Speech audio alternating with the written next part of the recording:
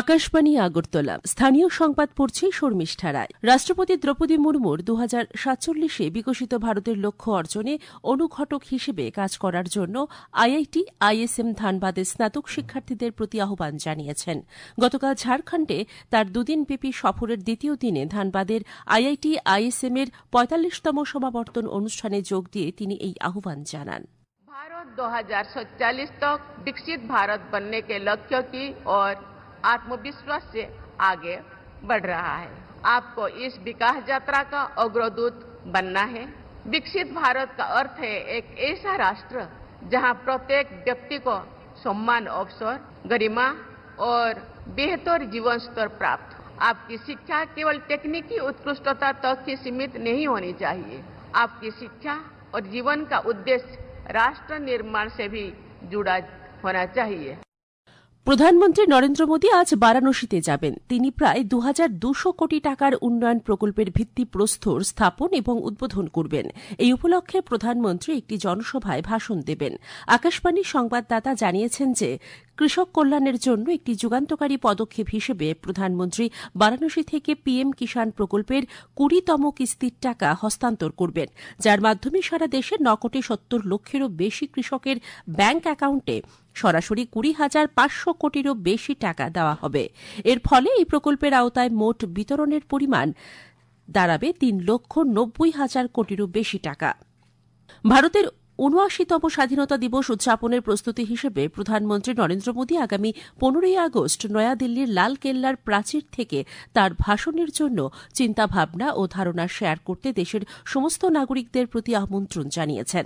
এক্স-এ share করা এক বার্তায় প্রধানমন্ত্রী বলেছেন, মাই গভ এবং নমো অ্যাপের ওপেন ফোরামে নাগরিকগণ তাদের চিন্তাভাবনা ও ধারণা শেয়ার করতে পারবেন। অর্থমন্ত্রী প্রণজিৎ সিংহ রায় গতকাল আইজিএম হাসপাতালে আগরতলা সরকারি নার্সিং কলেজের দ্বিতীয় প্রতিষ্ঠা দিবস উদযাপন অনুষ্ঠানের উদ্বোধন করেন।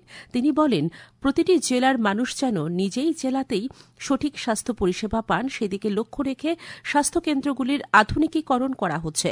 বহির্রাজ্যে না গিয়ে রোগীরা যেন রাজ্যেই বিশেষজ্ঞ চিকিৎসকের পরিষেবা পান, তার জন্য বিশেষ উদ্যোগ নেওয়া হয়েছে। বক্তব্য রাখেন স্বাস্থ্য ও পরিবার কল্যাণ দপ্তরের সচিব কিরণ গিত্তে।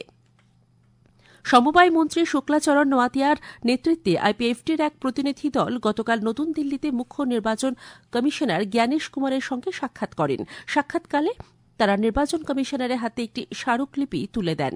আইপিএফটি দলের পক্ষে প্রতিনিধি দলে ছিলেন সভাপতি প্রেম কুমার রিয়াং ও সহসভাপতি কৃষ্ণকান্ত জমাতিয়া ও সাধারণ সম্পাদক স্বপন দেববর্মা।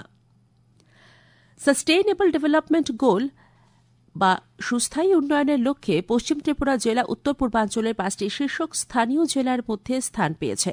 এই মূল্যায়নে পশ্চিম জেলা উত্তর পূর্বাঞ্চলের বিভিন্ন রাজ্যের জেলাগুলির মধ্যে ফ্রন্ট রানারের মর্যাদা পেয়েছে।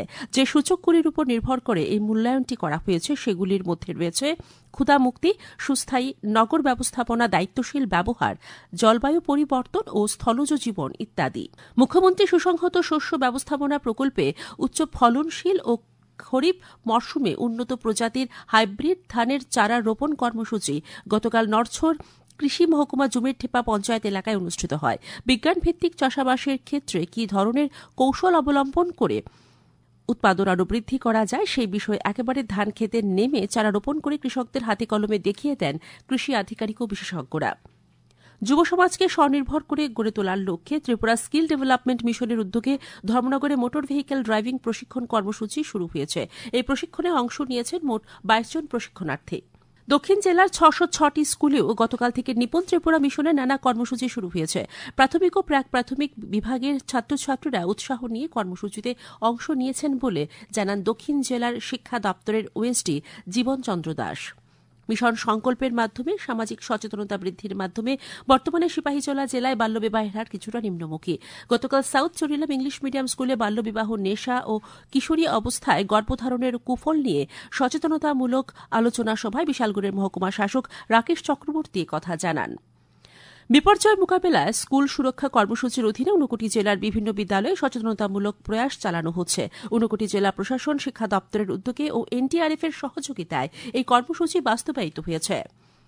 ত্রিপুরা ফুটবল অ্যাসোসিয়েশন পরিচালিত চন্দ্রশ্রুতি ঘরোয়া প্রথম ডিভিশন লীগ ফুটবল প্রতিযোগিতায় গত রাতের খেলায় 9 বুলার্স ক্লাব জয়লাভ করেছে। উমাকান্ত মিনি স্টেডিয়ামে অনুষ্ঠিত খেলায় 9 বুলার্স ক্লাব 3-1 গোলে ফরওয়ার্ড ক্লাবকে পরাজিত করেছে। আগামী 24 ঘণ্টায় পশ্চিম জেলা, দক্ষিণ গোমতী ও সিপাহীজলা জেলাতে বজ্রবিদ্যুৎ সহ ভারী বৃষ্টিপাতের সতর্কতা জারি করা হয়েছে। দিনের সর্বোচ্চ তাপমাত্রা 32 ডিগ্রি সেলসিয়াস ও সর্বনিম্ন 26 ডিগ্রি সেলসিয়াসের কাছাকাছি থাকতে পারে। আজ ভোরে সর্বনিম্ন তাপমাত্রা ছিল 26.4 ডিগ্রি সেলসিয়াস।